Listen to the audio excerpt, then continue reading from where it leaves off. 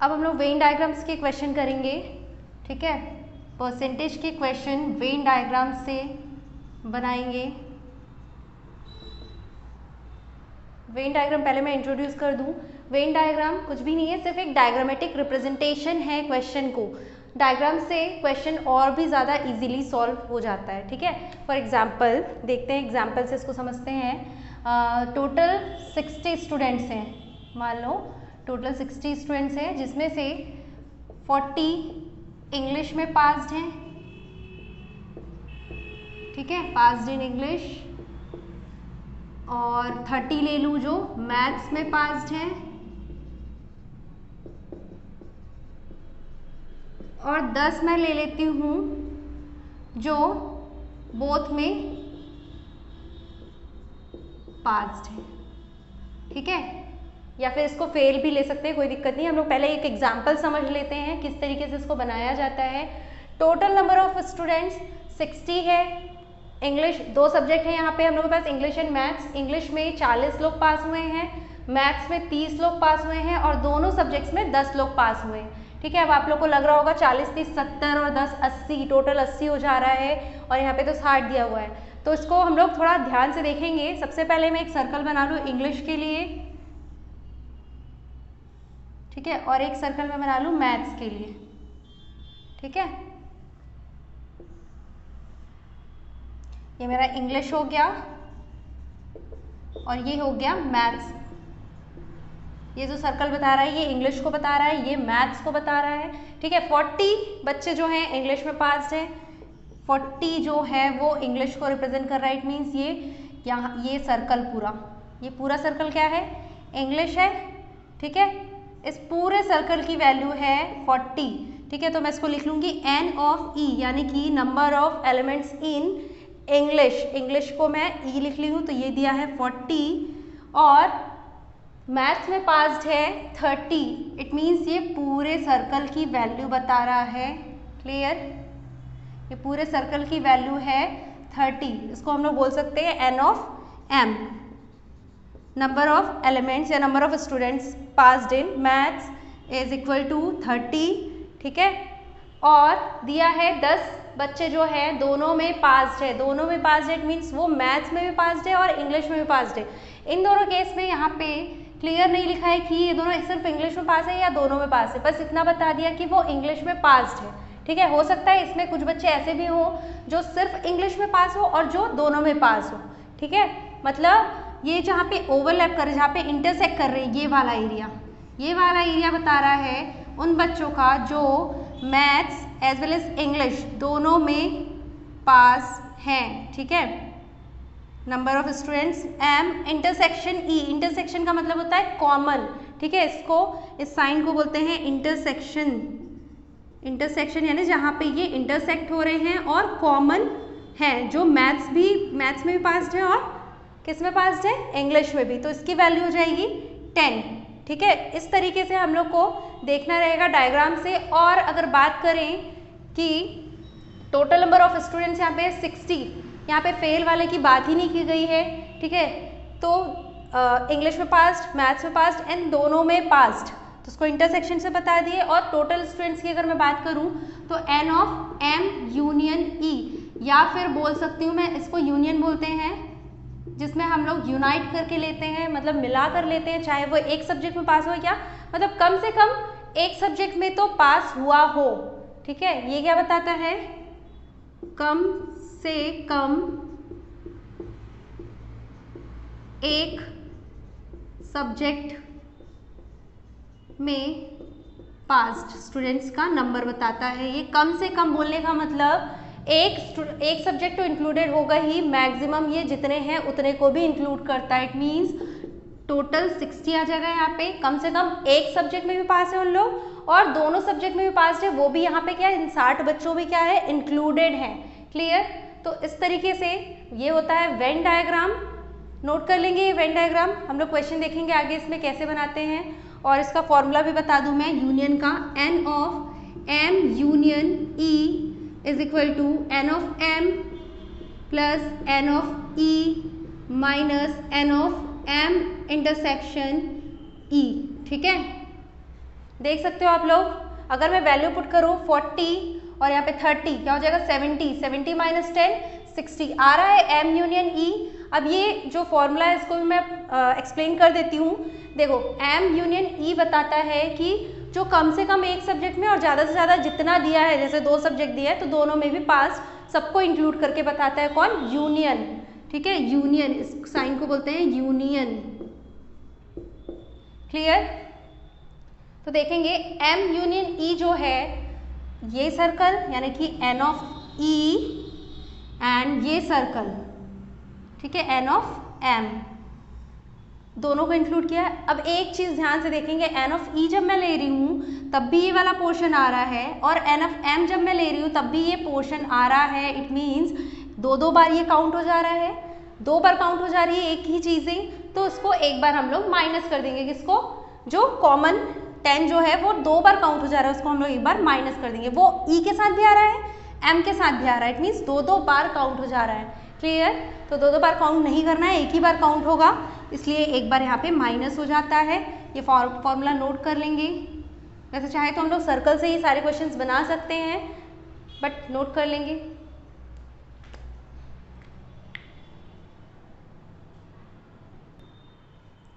Question number 1 देखते हैं, Venn diagram से रिलेटेड। एक कक्षा में 60 विद्यार्थी में से 30 गणित में, 40 अंग्रेजी में उत्तीर्ण हैं यानी कि पास हैं और 10 दोनों में अनुत्तीर्ण है, इट मीन्स फेल्ड हैं दोनों। 10 जो है दोनों सब्जेक्ट्स में फेल हैं। तो हमको बताना है दोनों में उत्तीर्ण विद्यार्थियों की संख्या। ठीक है, टोटल नंबर ऑफ स्टूडेंट्स कितने हैं? 60 हैं, जिसमें से 10 जो हैं दोनों में फेल है, इट मीन्स दोनों फेल ही हैं। तो ओवरऑल कम से कम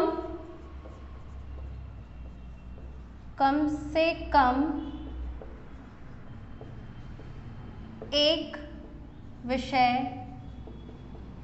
में उत्तीर्ण कितने लोग होंगे?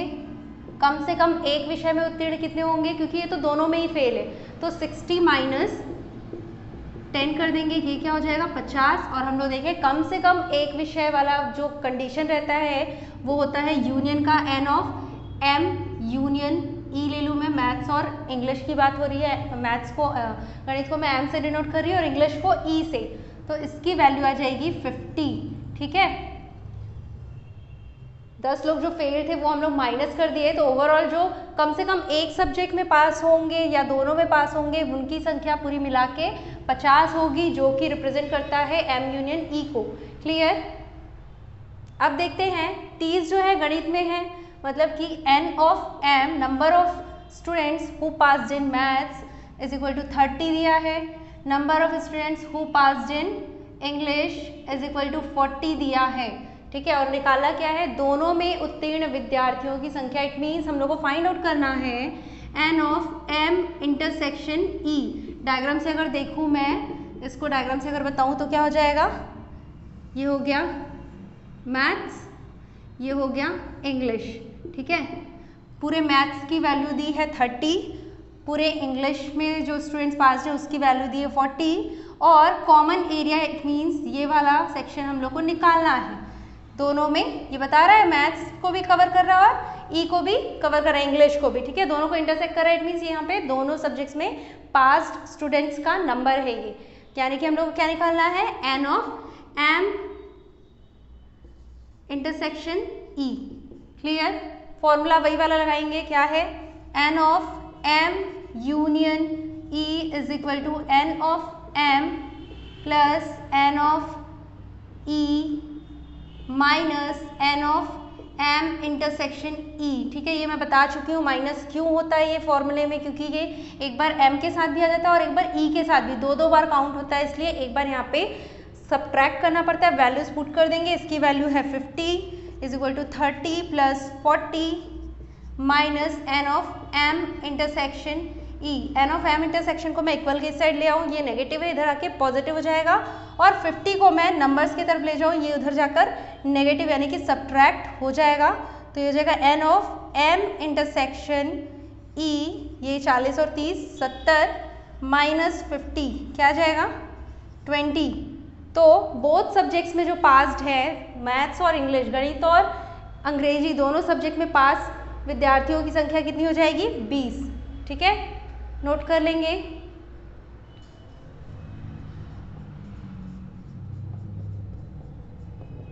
दोनों में उत्तीर्ण कितने लोग हैं? 20 लोग।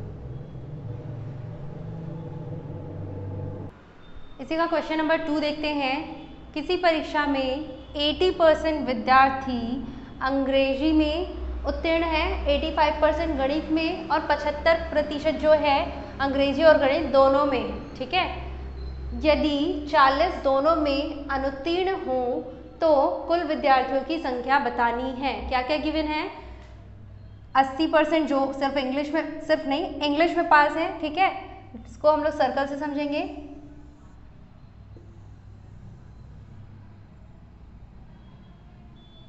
ये है इंग्लिश, ये बना लो मैथ्स। ठीक है, 80% जो है इंग्लिश में पास्ड है, 85% जो है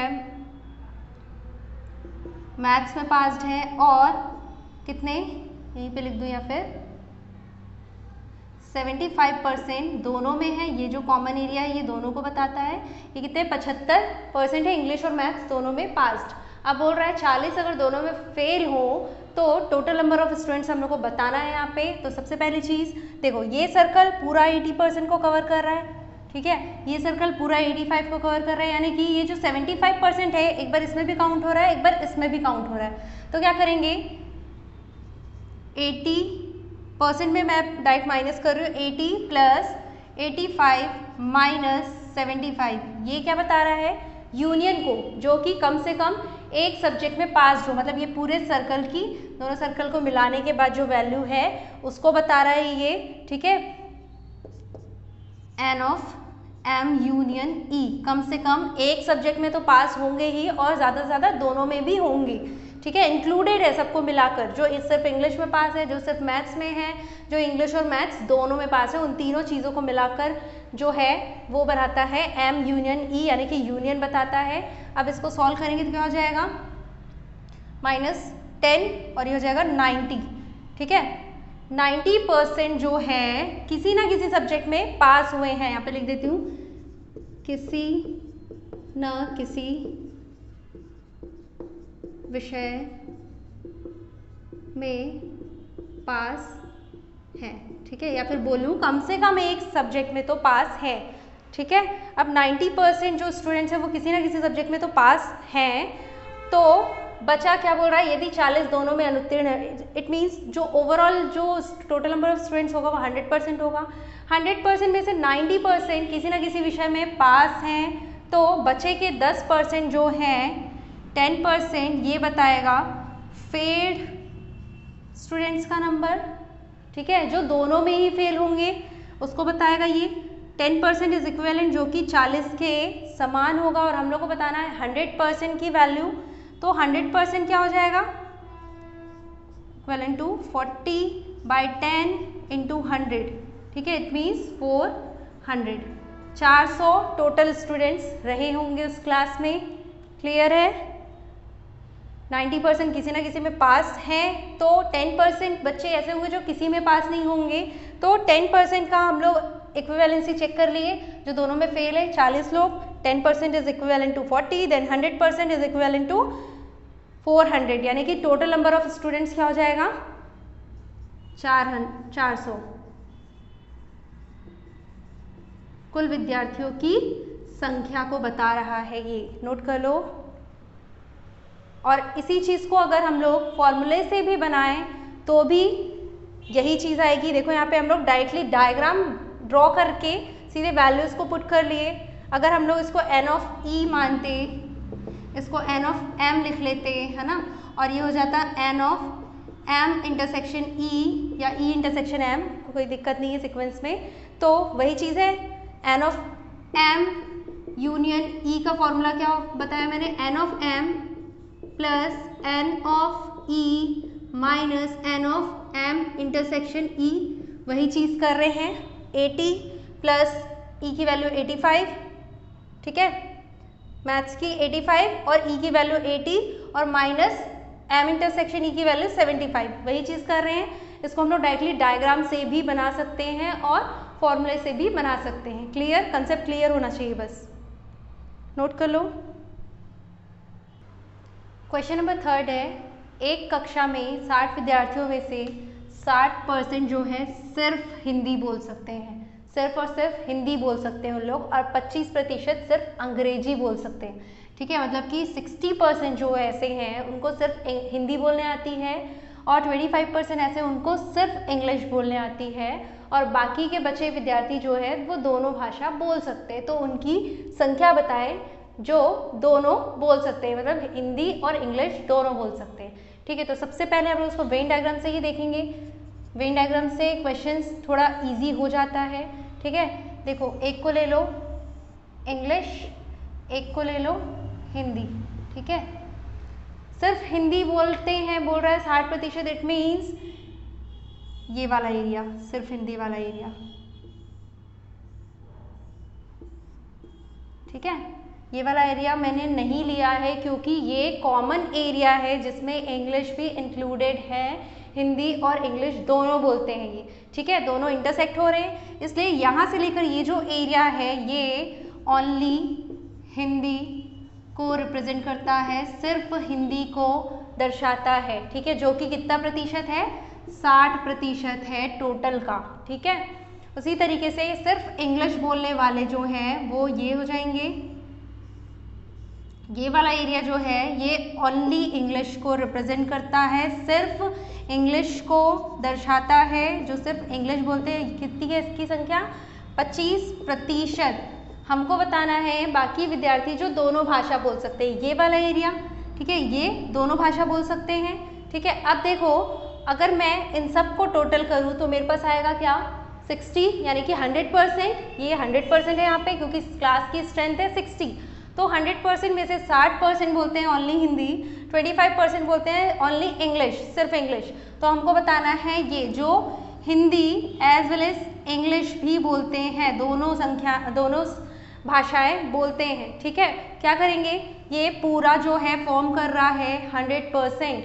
क्लियर। अब मैं बात करूँ 60 और 25 को मैं अगर ऐड कर दूँ, only Hindi and only English.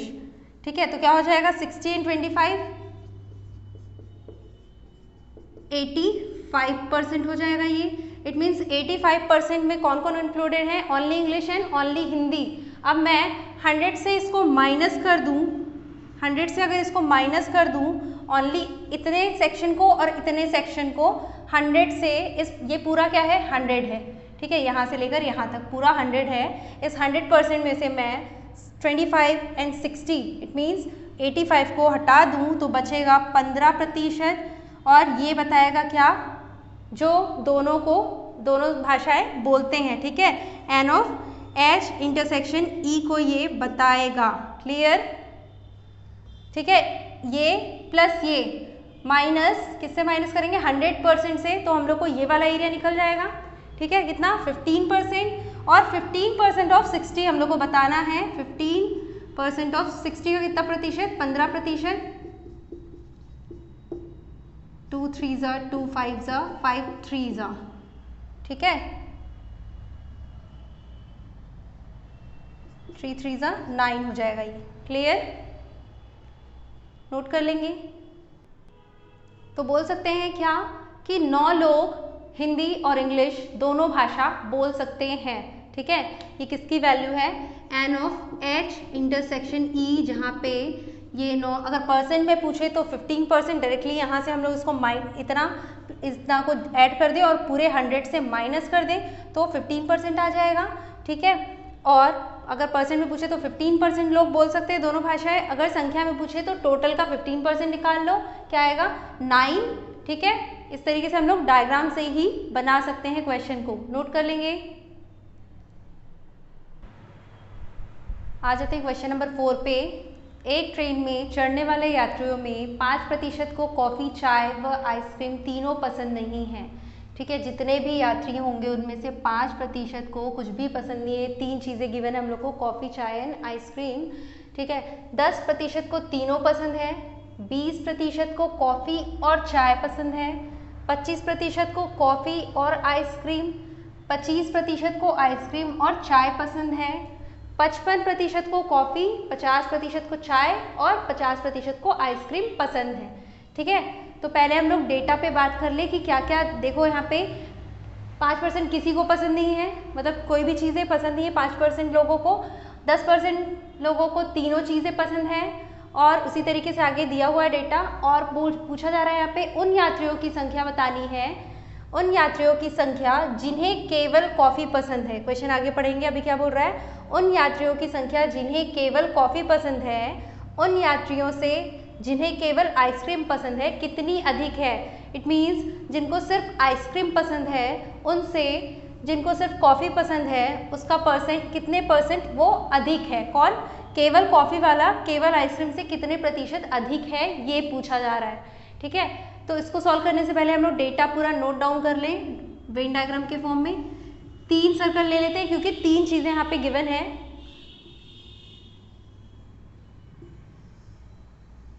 इसको मैं ले लेती हूँ टी, ये हो जाएगा coffee and this is ice cream, I for ice cream. ठीक है, ये चाय को बता रहा है, ये कॉफ़ी को बता रहा है और ये आइसक्रीम को। क्लियर? अब 5% को कॉफ़ी, चाय व आइसक्रीम तीनों पसंद नहीं है। इट मीन्स 95% लोगों को ही कम से कम एक चीज़ पसंद है। ठीक है, तो सबसे पहले हम लोग देखें 10% को तीनों पसंद है, मतलब कि ये वाला एरिया जो देखना ये तीनों सर्कल को कवर कर रहा है।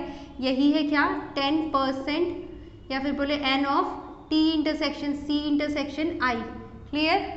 तीनों लोगों को पसंद है ये। और 20% कॉफ़ी और चाय।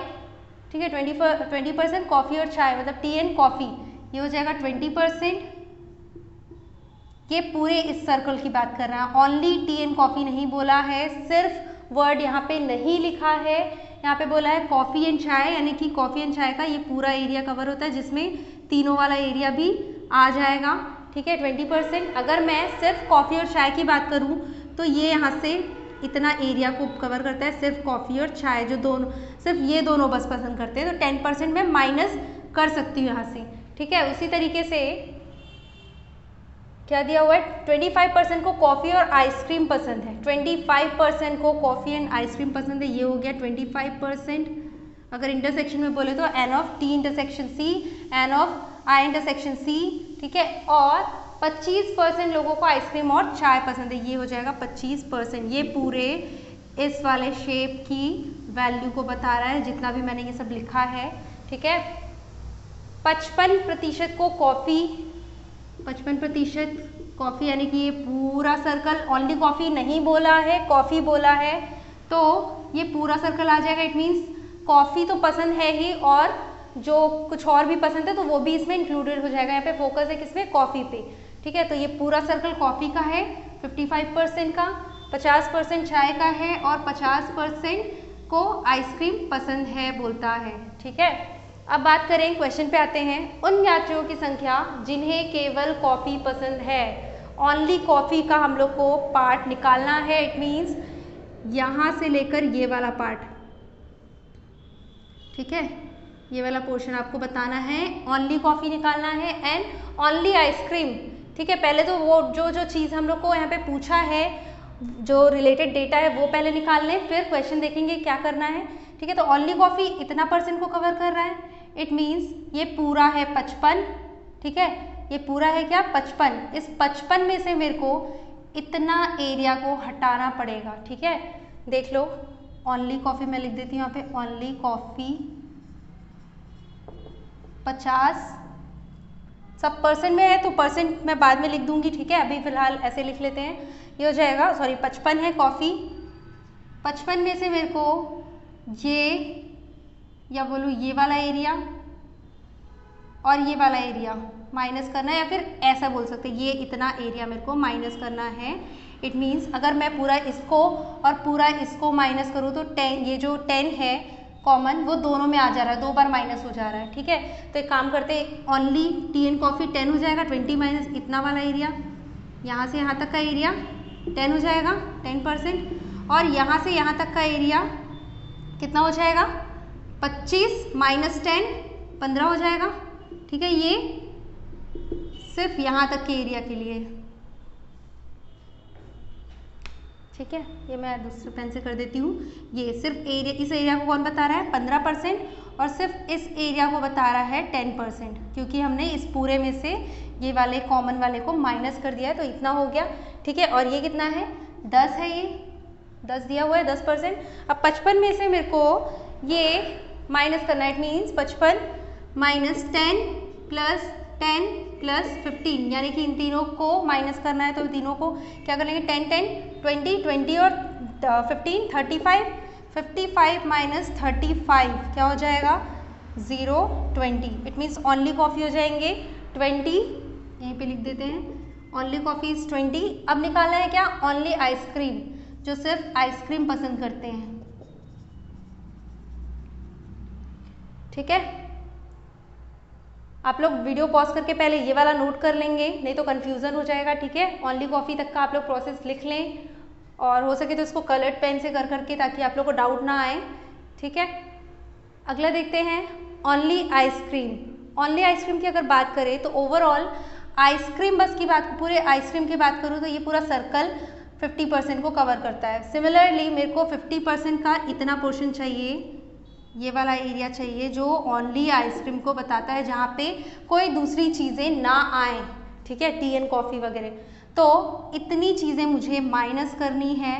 देखो सेम वही चीज़, ये पूरा बताता है किसको 25% को, तो इतना एरिया कितना हो जाएगा 25 माइनस 10 15। सिमिलरली यहाँ पे भी मैंने पहले ही लिख लिया था 15%, तो मेरे को अभी माइनस करना है यहाँ पे 50 माइनस 15 प्लस 10 प्लस 15, ठीक है, क्लियर। क्या हो जाएगा 15 15 30 10 40, 50 माइनस 40 10 हो जाएगा ये। तो ओनली आइसक्रीम 10 है, ओनली कॉफ़ी 20 है, ठीक है। अब क्या करना है, जिनको सिर्फ कॉफ़ी पसंद है उनकी कितनी अधिक है वो आइसक्रीम वाले, जिनको सिर्फ आइसक्रीम पसंद है उनसे कितना अधिक है बताना है हम लोग को। तो क्या करेंगे, दोनों का डिफरेंस 20 माइनस 10 किससे कंपैरिजन हो रहा है, आइसक्रीम से, डिवाइडेड बाय 10 इंटू 100। क्या हो जाएगा, ये 0 0 कैंसिल कर दो और ये हो जाएगा 10 इंटू 10 100%। इट मीन्स देख भी सकते हो आप लोग, ये 10 है और ये जस्ट उसका डबल है, मतलब 10 में 10 और ऐड कर दूं मैं तो वो 20 हो जाएगा, यानी कि ये इसका 100% ज़्यादा होगा। कौन, ओनली कॉफ़ी ओनली आइसक्रीम से। क्लियर है। ओनली कॉफ़ी कैसे निकाले थे हम लोग, इस पूरे सर्कल में से इतना एरिया को मैंने माइनस कर दिया था। अब इतने एरिया में भी बात आती है, ये पूरा था 20%, जिसमें से इतना यहाँ तक के जो था वो था 10%। तो मैं इतने में से 10 हटा दूँ तो इतना आ जाएगा 10। वैसे ही इस पूरे की वैल्यू थी 25, मैंने 10 हटा दिया, ये इतना सिर्फ इतना हो गया 15, ठीक है। और 55 में से 10 प्लस 15 इन तीनों को कंबाइन करके माइनस कर दिया तो आ गया 20। सिमिलरली ओनली आइसक्रीम के लिए भी मैंने वैसे ही किया, ये पूरा 50 था आइसक्रीम का पोर्शन, जिसमें से ये जो थे ऐसे कॉमन थे जिसमें टी और कॉफ़ी भी इंक्लूडेड है। तो ये पूरा 25 था, 10 मैंने हटा दिया तो इतना हो गया 15, ठीक है। और वैसे यहाँ से जो हटाया था हमने 25 माइनस 10 करें तो इतना एरिया आ गया 15। 15 प्लस 10 प्लस 15 कितना आ गया था 40 हमने माइनस कर दिया 50 से तो 10 आ गया। अब इन दोनों का हम लोग को जो चीज़ें पूछ रहा है कि केवल कॉफ़ी उन यात्रियों से जिन्हें केवल आइसक्रीम पसंद है कितनी अधिक है, तो बोल सकते हैं 100% अधिक है, ठीक है। नोट कर लेंगे।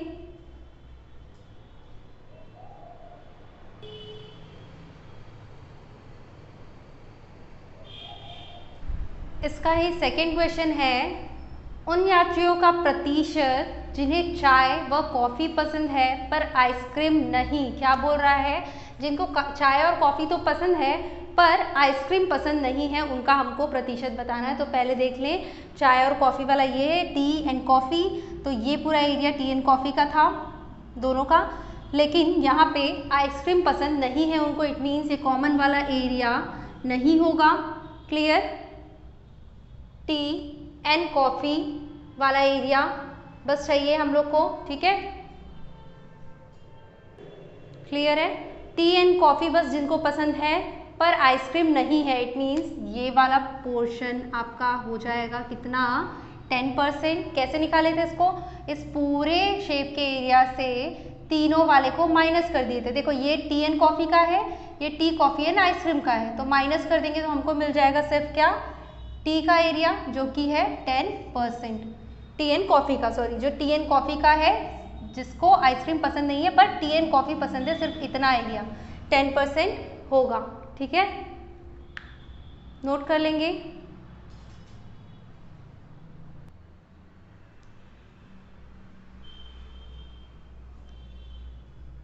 तो यहाँ पे हम लोग की आज की क्लास एंड होती है और हम लोग का परसेंटेज चैप्टर कंप्लीट होता है। उम्मीद करती हूँ आप लोग को मैंने जो भी पढ़ाया है वो समझ आया होगा। Thank you class.